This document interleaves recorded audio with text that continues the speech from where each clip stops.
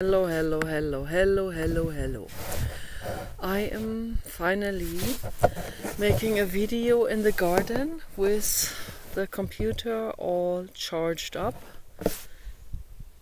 Last night, I don't know why the computer was so low, the battery, but whatever, so I'm also feeling better now. I don't have as much back pain today. I was sewing today too, but I didn't clean the house today, so that helped a little bit not to have such back pain as yesterday. And I think I slept better. I took Pierre's Japonica, so that helps definitely. And I'm working on an amazing sweater with a giraffe and a zebra on it. And this one here is also, this is a SpongeBob sweater here. This is very nice.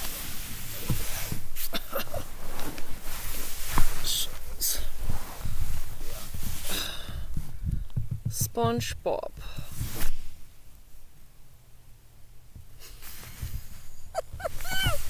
And different patches of fleece blanket, baby blanket material, and it's awesome.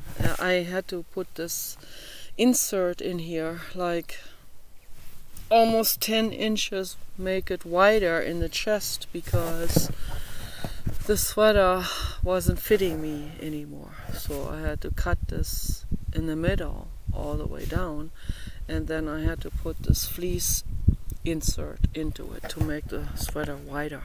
And now it fits really, really well, and it's comfortable, and it's not like pressing and all of this. So this is really nice. And I know how to do all of this now, and I'm making an amazing sweater upstairs. Absolutely amazing, out of rests of my fabrics, and it's gonna be awesome. And I'm gonna show it. It's gonna be super.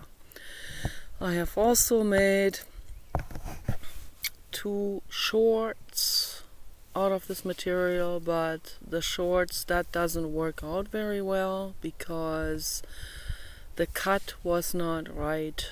And so with pants are much more complicated, and it's not easy. I experimented around with it. I thought, oh, maybe I can change the cut and make it more simplistic. That it didn't work like this. It has to be like really 3D all the way around, and there's a reason why they use the specific cut they use for pants. So, but usually, sometimes, very often pants are not cut just in the ideal comfortable way. So, I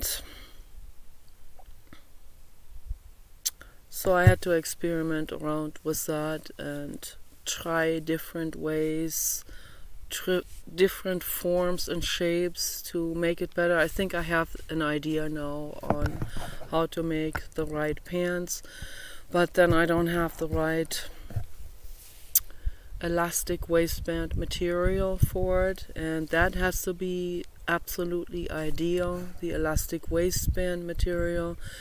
And then in general for pants, this here, it is stretchy a little bit, but it's not stretching enough for pants. I think pants should have extreme stretch elasticity, and it should have an absolute extreme elastic, like so elastic, like a rubber band. It has to be so elastic, the waistband, and it cannot be pinching you, it cannot be pressing into your skin. So it has to be wide like this, and the hip hugger style just doesn't work out, particularly for someone who is has a bit more volume like I have, because I showed my friend Rita a long time ago. We were at Walmart and I showed her what happens when I bend over and clean the house. I bent over and I also squatted to get, like, I picked something up. And there you have it. My t-shirt flips, slides up by over a foot, and my pants slide down by about half a foot. And then I have to stand back up, and then my pants are like sliding down and the fat is all coming out, and it's just not fun. So we need to reinvent clothes. You know, we need to make clothes that move with your body, that breathe with your body, and they move in all directions, not just one direction. This here is like one direction stretch. That is not efficient enough. We need to have it stretch in all directions, full force, you know, and so it moves with you when you clean the house and all of that, so that, you know, someone like my grandfather, you know, wouldn't have to use suspenders. And so suspenders and bibs and those type of pants that I used to wear, but that was never really comfortable for me because it presses against my breasts, and my breasts are sensitive, so pressure sensitive. I can only have two pieces, you know, like sweater and pants. They have to be disconnected so that I have extreme moving ability and without that pressing against my skin. So for that we need to have fabrics. We need to have a whole range of different fabrics that stretch into all directions, like really, really, really long and wide stretch in all directions. And we need to have extremely supreme elastic waistbands, so really wide ones. Like, clothes should be made to work for the yoga studio. You should be able to sit down in a diamond seat like I'm sitting right now, but I'm wearing winter pants and it is not super comfortable. It's okay, but it's not ideal. Even winter pants should be stretching in all directions with a supreme elastic waistband. Zippers will become something of the past. Zippers break anyway, so if it was for me, if I had any kind of sponsor, you know, to help me with this, to kickstart a business like this, a clothing retail business, a couturier designer business, okay, then I would not work with any of these, with buttons or zippers or Velcro fasteners or any of these things anymore, or ties or shoelaces. All of this is I will do away with, because it's just not, it's not comfortable, and it's not futuristic, and it isn't really it isn't practical. Okay, so I want everything to be ultra comfortable and practical. This is really, that's the priority. Comfort is the ultimate priority, and practicability. Okay, so, and then you work with that, and then you can make sweaters like this here, and hats, and anything, accessories and sunglasses. I have so many ideas for designer items, you know, so have great ideas. You know, I talk to my brother sometimes about fashion because he's very much into it and into designer and all of this, and I understand some people make great stuff. Donatella Versace has a great fashion style and very happy, you know, happy fabrics with like this here with colors and ornaments, and I love that, absolutely love that.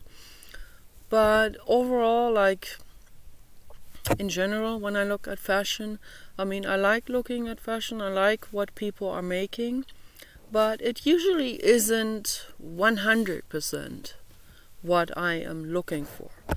So, and then once I go in there and feel the fabric and see like there's a stiff fabric or something, that would already not work very well for me. So same with shoes. Shoes have to be made out of fabrics and materials that have to stretch in all directions.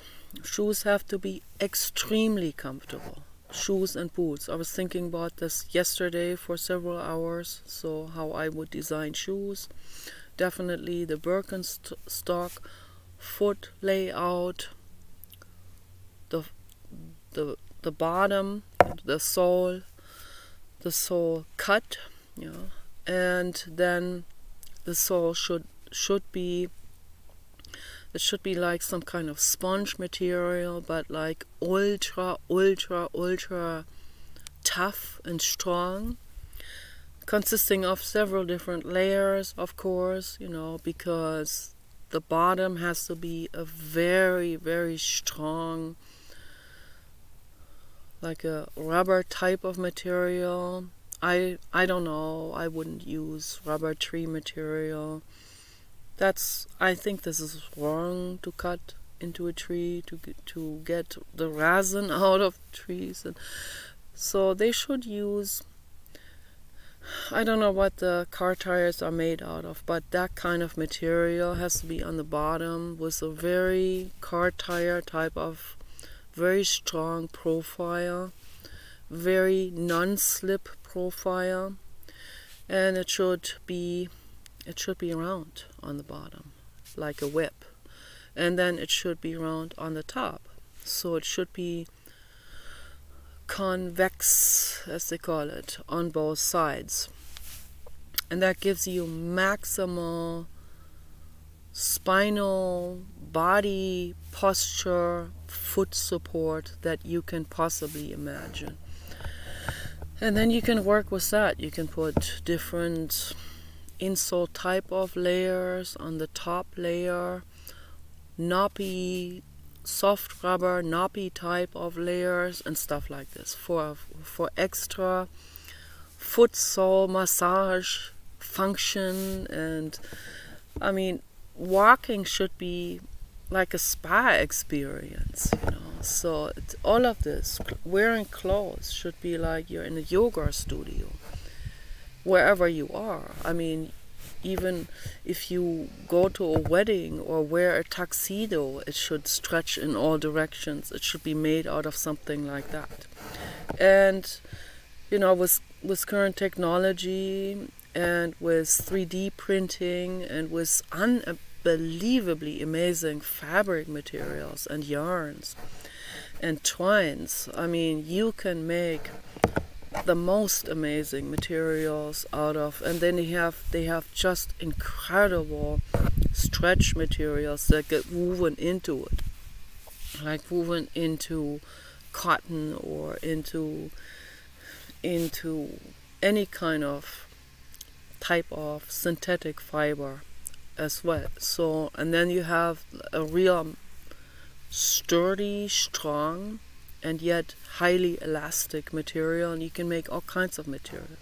You can make frilly materials, you can make soft materials, you can make knit type of materials, you can make woven type of materials with like a terry cloth or like a velvet surface, or even like a longer hair that looks more like fur.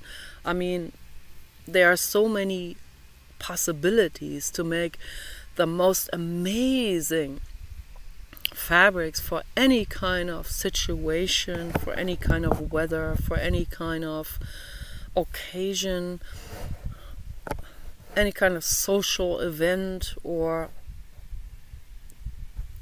like work situation, or whatever people want. You know, you can make anything, and then just work with the comfortable, the basics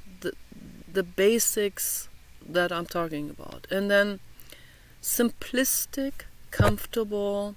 For women, the clothes should be snug but not too tight. Lots of my clothes are too tight. I have to make it wider because I was experimenting around with it, and then it wasn't fitting right. Then I have to readjust. So, but this is how I learn. You know, this is how we learn, by experimenting with it. You have to become your own scientist with that. And just make amazing, the most amazing, I love touching this, you know, make the most amazing sweaters and stuff for women, snug fitting, like it touches the skin, but it's not pressing into the skin. So that's how it should be, like this here, you know, snug but not pressing. And comfortable, so comfortable that you should be able to sleep with this at night. The sweater parts, the tops, the t-shirts, and the pants as well. And you should also have shoes that you could potentially sleep with, so, or boots, you know. So I think this is very, very, very important. And then just, you know, I would fan out into furniture, into accessories, bags, handbags, backpacks, hats, sunglasses, eyeglasses, reading glasses, shoes, boots, furniture, cushions, decorative cushions. I talked about this before in my video, that I made these amazing decorative cushions out of a foam rubber rest that we had from 4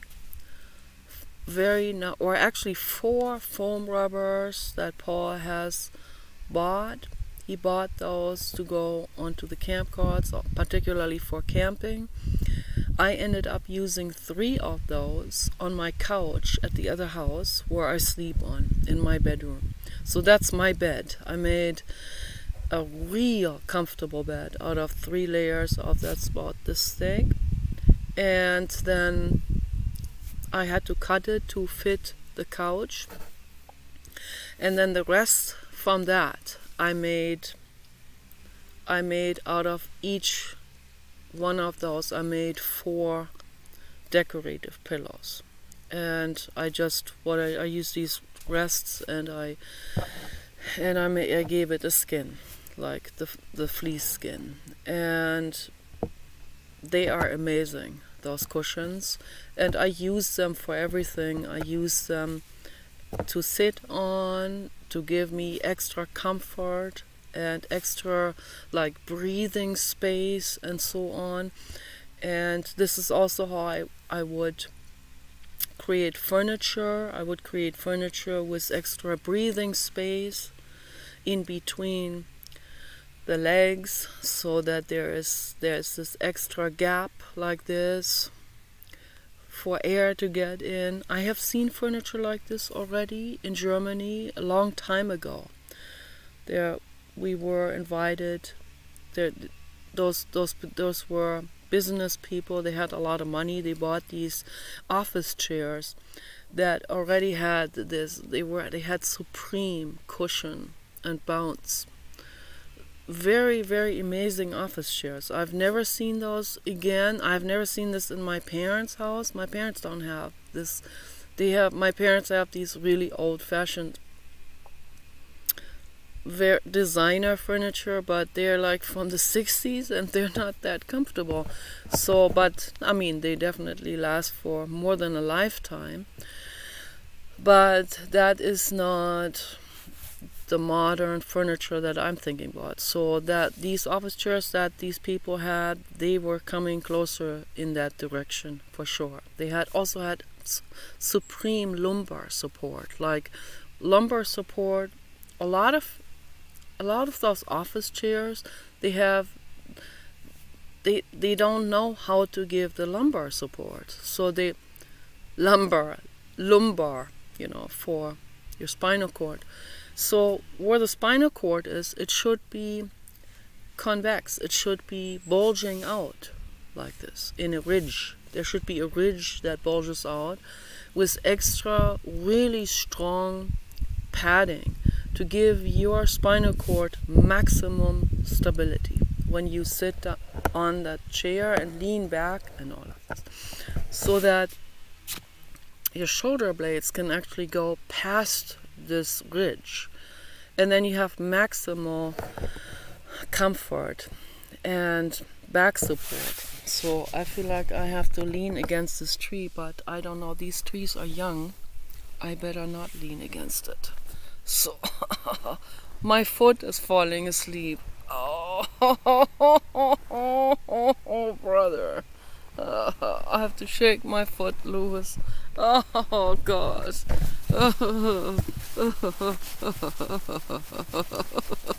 Oh, look how loose my foot is now. Completely twisted. So, yeah, that is... When I feel better, I think about designing. So, and that feels awesome to design something. That's really, you know, that's pure joy to design something and to make artwork and to make something, to create something that's amazing, something that hasn't been there before. So, you know, I think that's really fantastic to make something beautiful, something that works, you know. Here is a little bit of nature. I also want to show the rhododendron towards the end of the video, because they are coming out in full bloom now. 2 different colors, pale pink and bubblegum pink. Really, really amazing. And then the other ones are gonna be following. So not long after they start blooming in like a cascading movement. And this entire hedge here, this is more than a hedge. It's like an island. It is huge. It spans all the way towards the middle of the house almost. It goes way deep in there with trees growing in there and other plants and with this confetti ivy growing all over that, and I'm worried that the confetti ivy might smother the rhododendron, but you know, that's nature and I personally would not interfere in this. The sun is shining into the camera, so that's not very good to do. So yeah, I slid out of my boots now and I'm getting grounded. This feels really, really awesome. So yeah, like this here. So yeah, it feels good to create. It feels good to paint. It feels good to make sculptures. It feels good to make any kind of thing, you know. And that's, to me, that's the meaning of life. The meaning of life is to be happy, to feel good, to have love, to have loved ones that you give love to. And I'm not talking about sexual, I'm just talking about friendship, a dog, you know, friends, you know, to hang out with and maybe even cuddle non-sexually. So be loving, be giving, having a good time, you know. Holding someone's hand. The other day I felt so depressed, you know. I finally said to Paul, "Can you hold my hand?" And we were sitting next to each other on the couch. And he did for a while. But the way he gets into negativity while he's holding my hand, and that doesn't feel super, you know. It's like I wanted to relax. And then he talks about negativity and war and all of this while he's holding my hand. And it doesn't feel good. So, and then I got upset and then I let go of his hand. But, you know, that's his mental illness. It is a mental illness, okay? Negativity, like incessant negativity, is a mental illness, okay? I don't know how to call that mental illness. It's negativity personality disorder. I don't know, I'm giving this just some kind of technical name. So, you know, it's an act out to be dwelling, to be beating the drum, as Esther Hicks calls it, you know, dwelling on something. Arjanov called it dwelling. So Esther Hicks calls it beating the drum on negativity, on something that you're upset about. You know, why do you want to keep beating the drum on something you're upset about if you could focus on something that is better, you know? If you could focus on how to fix the situation, how to make life better, how to make your personal living space better, how to make your garden better, how to grow vegetables.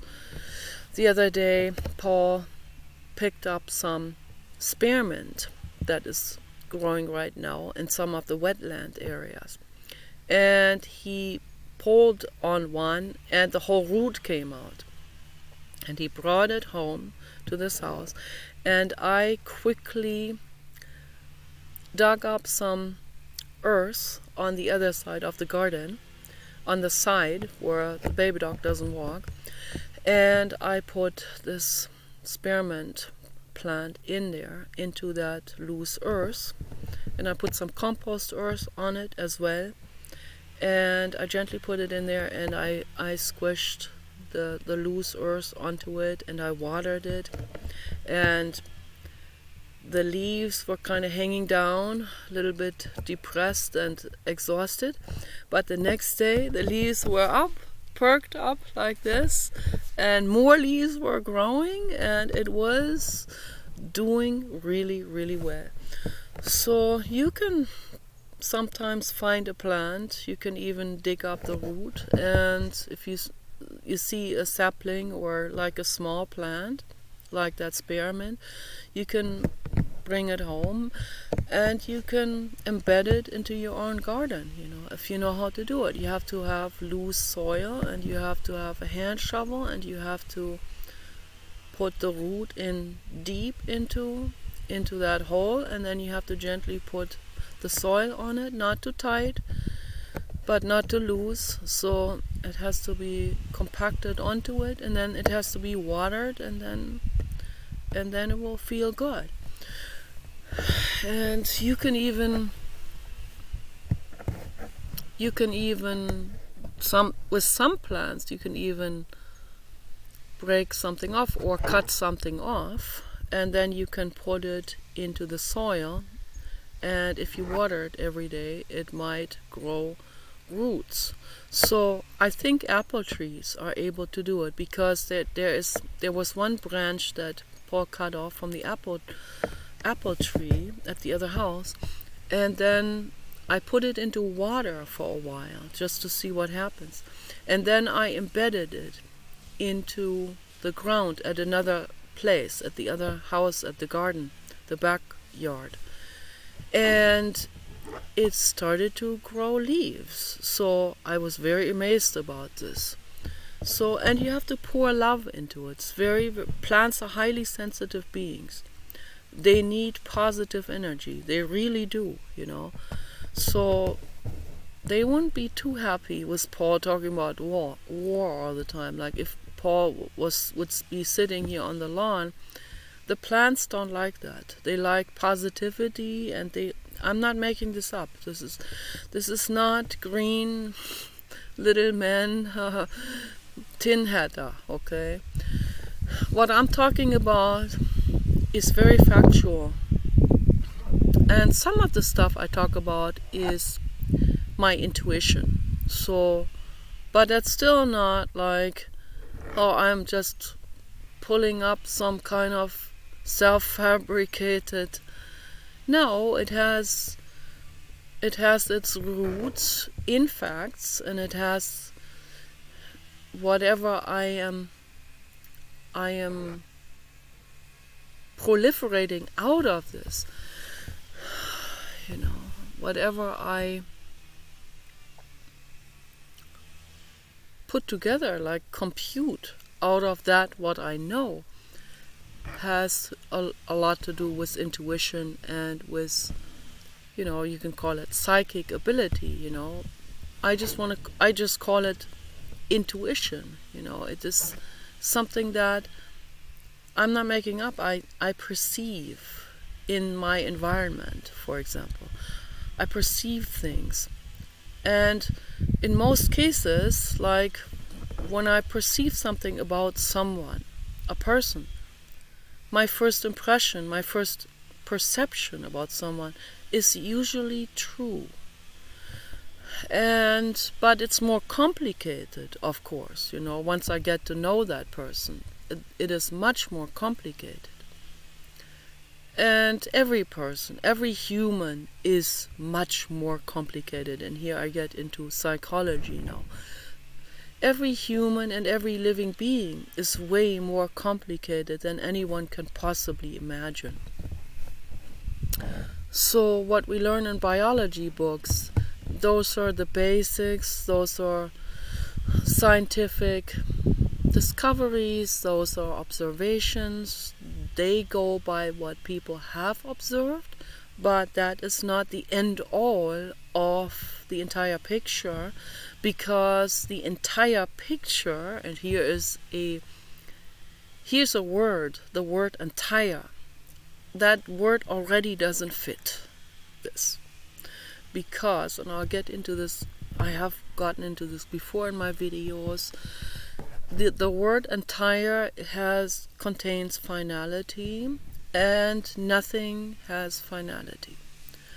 I mean, this tree here could be measured, and as it is right now at this moment, right, that it could be measured, and then you have some sort of like you can use a tape measure, and you can measure the trunk, and you can have a specific number.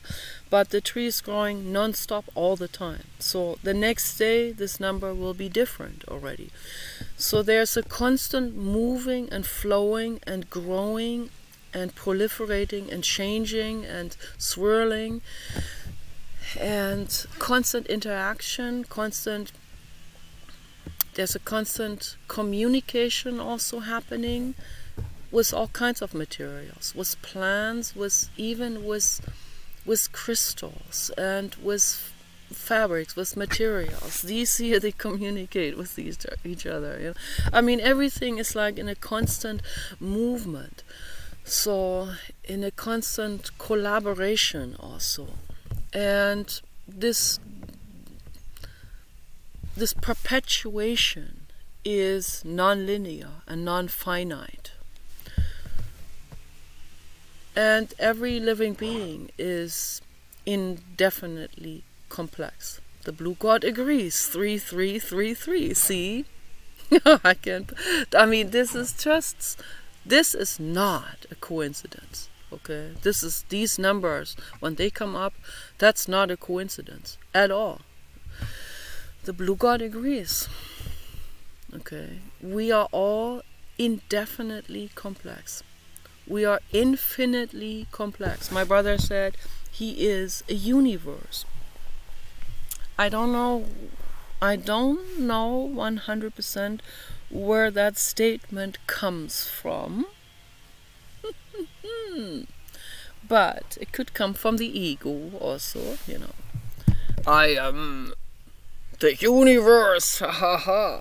Now, if it has any kind of, if it comes from arrogance, or if it comes from hierarchy, or if it comes from from thinking one is on a pedestal or something. That's not truth. Okay, that's ego, that's self-narrative. That's not truth. That's a mask that someone puts on in order to feel better. That's not the truth. We are all a cosmos. Every single living being is a universe, okay, by itself. That is how complex we are. That's how complex every living being is. That's the truth, you know. I'm speaking the truth.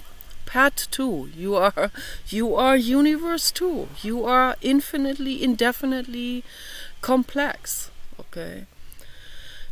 And science will never completely wrap their minds around anything, because exploration is non-finite. There is no end to exploring and finding out more and more and more about any kind of substance or living being, particularly a living being, particularly a brain. Particularly a whale brain, dolphin brain, human brain, elephant brain, and the list goes on, you know. Also dog brains, you know. They have some abilities that we don't have, okay. They're highly psychic. They're way more psychic than the most psychic human on this planet and beyond, okay. That's the truth. They're very, very infinitely, I would say, they're infinitely intuitive. And they evolved that way because the ones that had that ability, they come from wolves. They all evolved from wolves. That's what some scientists say. I don't know if that's true, but I would say it's probably true, or maybe the majority of dog breeds come from wolves. Many of them don't look like wolves anymore. They look like different animals, okay? So, but that's because humans did selective breeding with them. So that would not have happened in nature. And with the IQ has gone down with many dog breeds. So, for example, Great Danes, you can see that. So they have bred them to be impressive looking and being good guard dogs, which they are. They fall under the category Molosser and Mastiff also. But they didn't pay attention to the IQ. That doesn't bother me the slightest bit, because we had a Great Dane, albino, huge Great Dane, before the Papa dog. He died in 2016, and he was my absolute. I called him the absolute, and that word has a finality in it, and it has yeah, that word itself does not fit either, but that word is just like an attempt to tell him how much I am devoted to him. And I am, you know. I am devoted to him. He's buried over there. I am devoted to him forever, because he was one of the Blue God's incarnations. And that's the truth. And Pat's not gonna agree with me on that, but you know, I'm not gonna worry about that, because you know, I know it, I feel it, so I knew it. You know, I always said to him, you are my ultimative, you are my absolute, you are my everything, you are my totaler, I would always call him. And he was deaf, and he couldn't even hear the sound. He could hear some sounds on the piano, but that was very limited, the spectrum of sounds, so he couldn't really hear us say anything. So that's why Paul had to, when he trained him, he had to use an electronic collar that has that has vibration on it. So it's very important to have vibration collar. We have that for the baby dog as well. But the baby dog has good hearing, good sense of smell. He's very, very good with everything. So, and he is Batman. So we have never had a powerhouse dog like this before. We've never had a dog with that much athletic abilities. So now that came as a very, very much as a surprise. We didn't even know dogs could be this athletic as the baby dog is. So that's also not quite easy to deal with, that situation. So to have a dog that is so strong and can fly through the air like Batman, and can turn tables over, as seen in my video that I made before we came back to this house. So the video I made in the greenhouse, you know, he pushed that table over from the outside of the greenhouse. The table came flying towards me. It doesn't really show in the video, so you just basically only see me talking about it, and then I turned the camera over and you see the paint on the floor. So yeah, he came from the outside of the greenhouse, and I knew I had to end the video there, because he had already tried to scratch the greenhouse open on the other side, and then he wanted my attention so much. He wanted action. He didn't want me on the computer blabbing.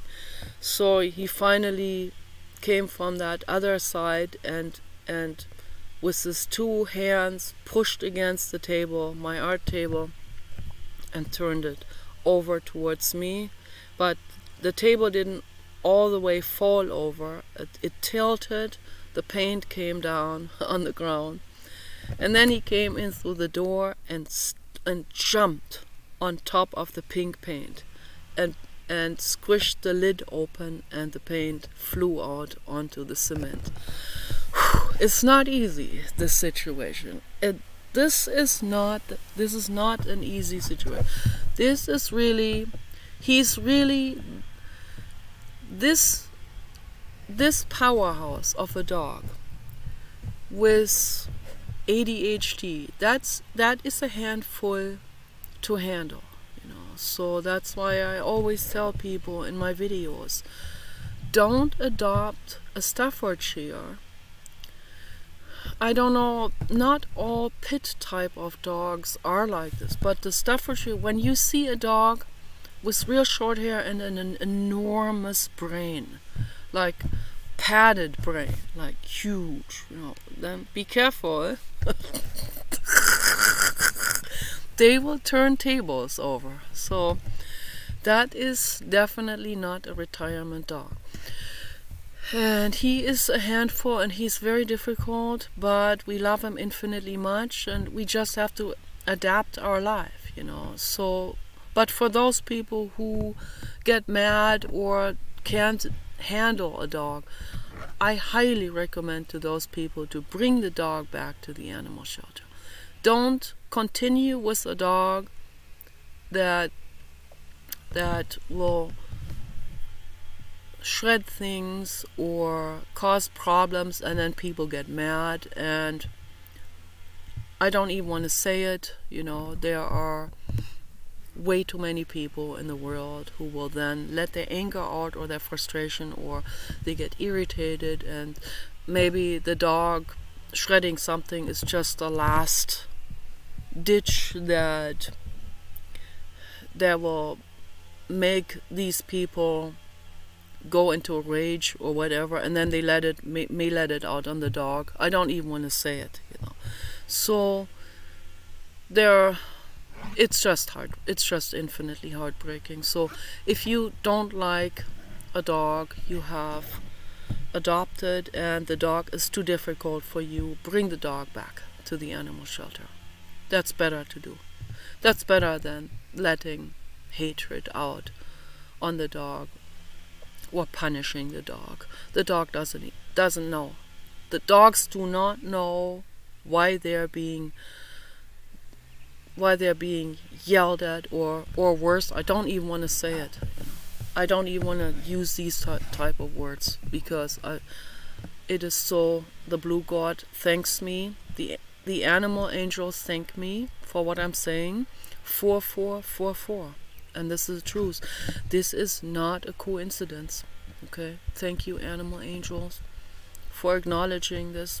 And last night we sat on the couch, and I was complaining about my mother. I mean, it's not really complaining. I was in a grief over how my mother has treated me in my life, and this will come up occasionally, because that's what happens. Don't choke these type of things down. Sit with it, cry through it, talk about it to someone.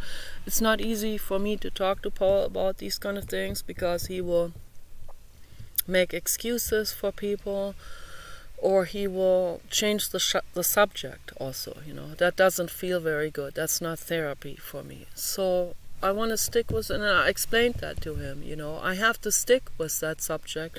Whatever subject comes up, if something painful comes up, I can't just say, oh, let me just ignore it and say whatever, you know, everything is hunky-dory.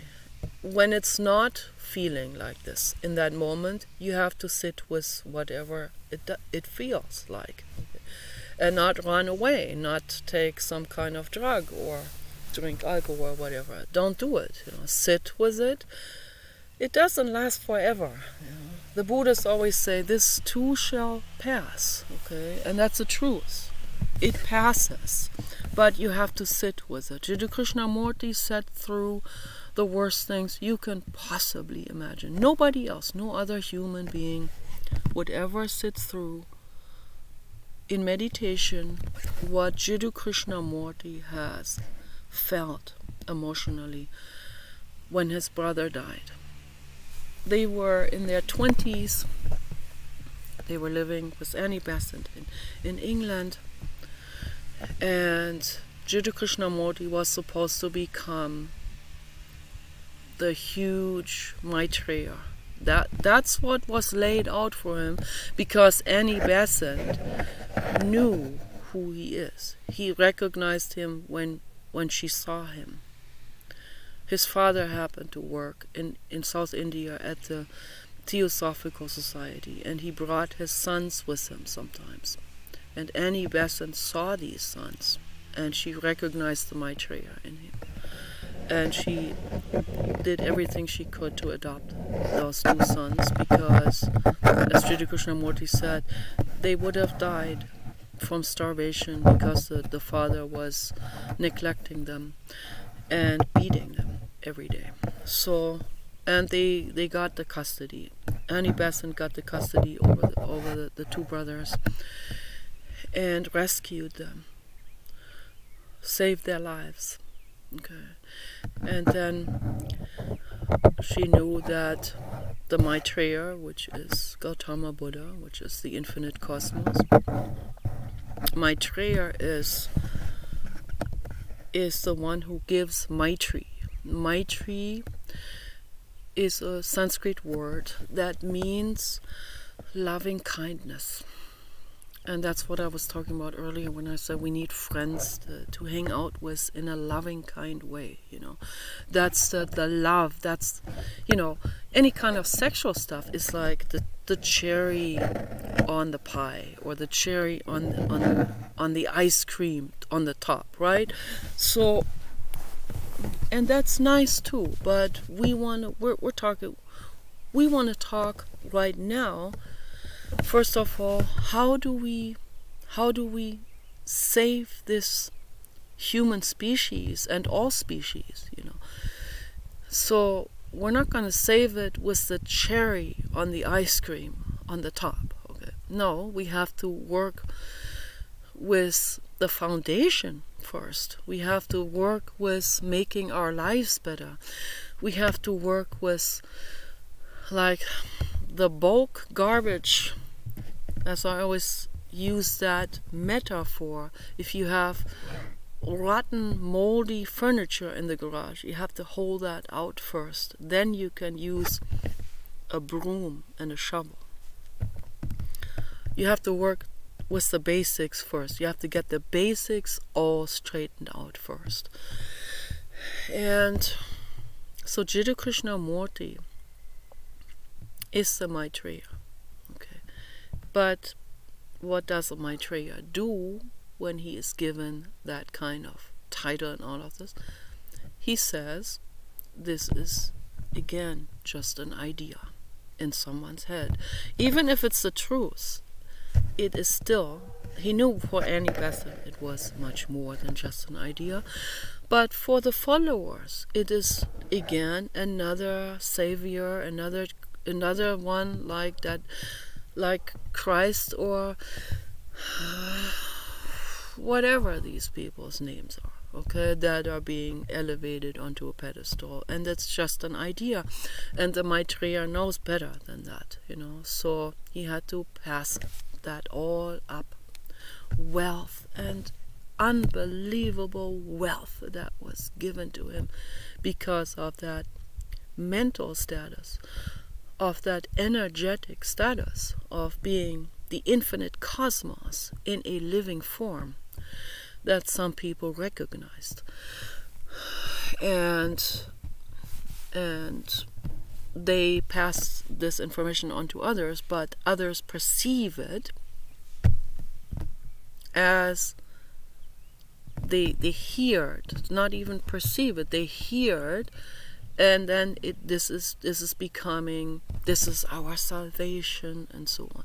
So we don't have to work on ourselves, we just need to be his followers, his sannyasins or something. That's what he wanted to avoid, okay, because he knew this was coming. So he passed up unimaginable wealth that was rightly his, okay. So I would not have done that. I would not have passed that up. I would have used that status and done the Maitreya, the loving kindness talk, okay, and giving people the information they need to hear. But he couldn't do it because he would feel like this would be a betrayal of his own philosophy. So he had to walk out of that. But of course, he walked out of there with half of the entire congregation following him, and the other half sitting behind, feeling disappointed and betrayed by their Maitreya. Okay, so which is also completely kindergarten. So I really respect those people that stuck with him through this. But then it stayed, whatever he tried, you know, people will always make any of that into guruship. And so the Maitreya idea and status didn't go away just by him declining the wealth and that teacher status in the Theosophical Society. So he still remained the Maitreya, even though he didn't want this in form of that idea of, because then this idea caters again to hierarchy, but that's the way people are thinking. They think in hierarchy. That's what he wants to avoid. That's what he wants to teach us, that we shouldn't be thinking in hierarchy. He wanted people to think and respect him as an equal and not more. But you know how people are. They seem to not be able to do it. You know, they worshipped him anyway and followed him and created the Jiddu Krishnamurti Foundation and so on and on and on and on. But you know, he would never wear some kind of silly robe or like a Buddhist monk robe or any kind of these accessories. He's just himself in normal clothes, and he gives lectures and he talks to people, and that was his life, you know. So, and he was hoping to convey that information to people through this. But the reality is that people will always make him into the guru and the Maitreya and God, you know. This is what people call God, you know. That is just the embodiment of that. That the infinite cosmos, the blue God, as I call him, you know, can manifest himself in a living being, you know, and there will be no other soul in there other than the blue God himself. The blue God soul, which is more than a soul. That is the infinite cosmos and the infinite cosmos energy, okay? And that is infinitely powerful. And there are some videos of Kenny Redwood Forest. There was one of his incarnations, you know, our albino Great Dane. And he lived for almost 9 years. Not very long. But that's because he was an albino Great Dane, okay? So he already, for his size, he was extra large, extra large, and the albinism, that makes him not live very long. But for that, he lived, I would say, at least 3 years longer than any other dog with those conditions. So, because we took very, very good care of him. But he had a lot of health problems, and with some health problems we didn't know better, but that's how Paul found Dr. Andrew Jones.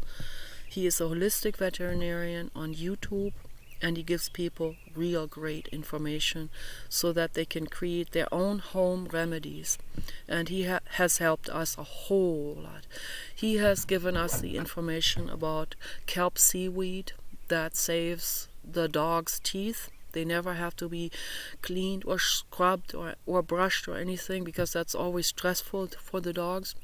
Kelp seaweed, half a teaspoon per day into the dog food, saves the teeth. Okay, and then many other good, very good health advice, information that he has given for different things, you know, what we can do that are natural and holistic, and to give your dog the maximum lifespan and happiness.